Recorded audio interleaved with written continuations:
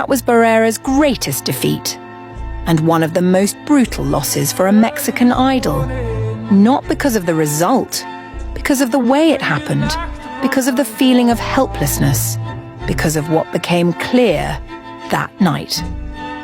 Marco Antonio Barrera stepped in as what he was, a symbol of Mexican boxing, built on resistance, forged in wars, made to never step back.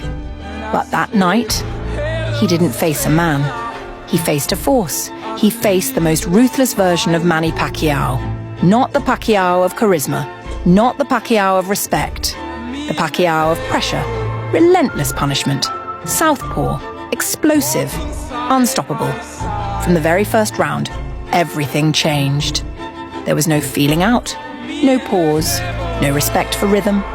Pacquiao moved forward like the ring belonged to him, cutting space, throwing combinations without breathing, turning every second into pressure. He wasn't trying to understand Barrera, he was trying to break him. Barrera tried to answer with intelligence, with experience, with reading. He searched for angles, for pauses, for control. But Pacquiao offered none of that, only constant chaos. By the third round, everything shifted. A left hand dropped him. Barrera got up, but the storm was just beginning. Another burst, another knockdown, and the message was clear. This wasn't a mistake. This wasn't an accident. This was total dominance. Barrera kept moving forward. Every step was pride. Every punch he took was resistance. But the damage was no longer just physical. It was mental.